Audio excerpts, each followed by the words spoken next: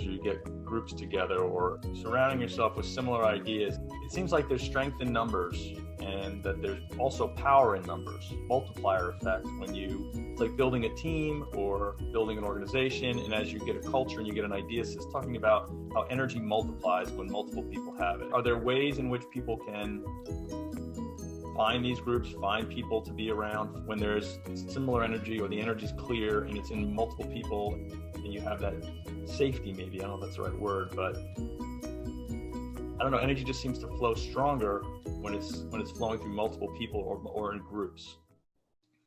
We will say that there is that certain energy, and it is an expression of self and that free will of resurgence.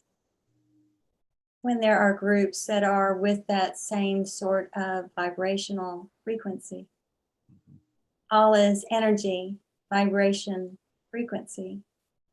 And so when you recognize that, and you know that there is that exponential factor that will cause that energy to buoy up and to be expressed and known and embraced, there is then that willingness to share more freely. For many are distracted by the energies that are in existence today. And they believe that perhaps it is not best to share these wonderings, these aspirations, these goals that are not of a financial or grander regard to gain and progress as humanity seems to want to do. And we are not saying that it is a bad thing to do those things, but we say that there is a preponderance of wanting this and perhaps not having time for that. And it is an ordering of what you choose to focus upon and what you choose to bring into your life, that more of that sort of stuff will generate and be made known. And so when with and in the energy of others, and when in and with the energy of those who evoke that level of understanding, there is, we will say, a germination. There is a germination of knowing and of being reinforced, that the knowing and the knowingness that the individual has so embraced is right and just and fine to do. And it is an acceptance in many ways of what the one is seeking, and then that reinforcement of knowing that what they have sought is just and so. And so there is a beauty in the symmetry and the wonderment and the loving and the allowing of that sort of vibrational frequency boost that then does occur within that melding and mixing of energy. For it is a lovely and beautiful thing to aspire and to have that energy flowing, because do you see that within that time and space, there is that buoying up of the energy of the one and the next and the other. And so they each exponentially increase the frequency of the other. And as they do so, there is that radiant light that does then emanate from each one that is there.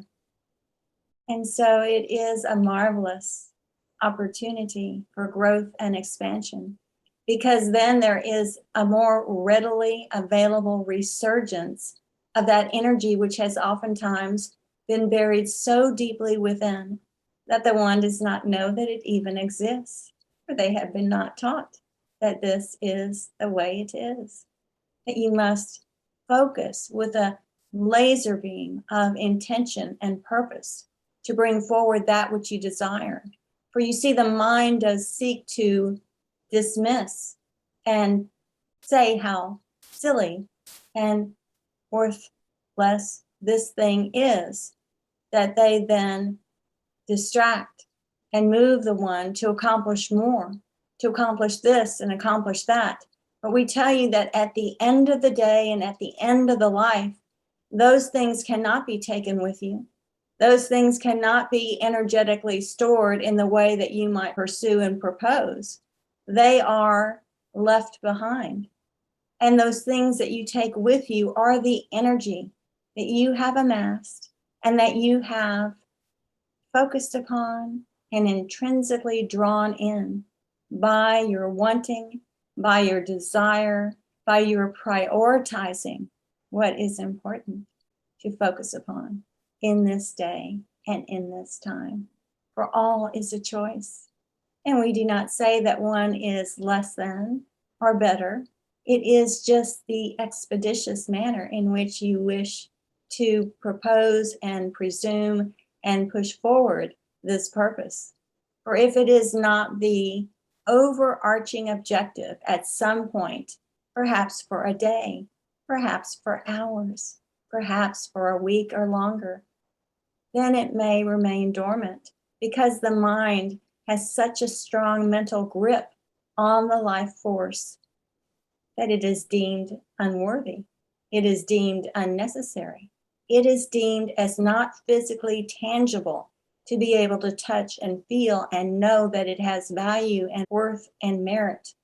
But we tell you that it does, that it is the most worthwhile activity and endeavor that you will focus upon if you have a purpose. For we will say that each does not have a purpose in this life, that there are those that came for another objective, which we discuss in the newest book. And so know that there is more. There is always more. And it is in the formulation of the thought. It is in the formulation of what this life is meant to be. And it is in the perspective taken. For one can have one perspective and another have theirs. And there is nothing right or wrong, but it gives the opportunity to know life from a different level of understanding, and thus the need for diversity within life. For if there were uniformity in all things, then how would you know the great expanse of what it is you sought to understand more fully before coming into form? And so this is our gift. This is our recommendation, that perhaps a refocusing and a refueling and a retooling of what might be engaged in this day and each day forward as to the most and best preferred path and pathway, so that you might engage more and each might engage more in the life that they live at this point in time.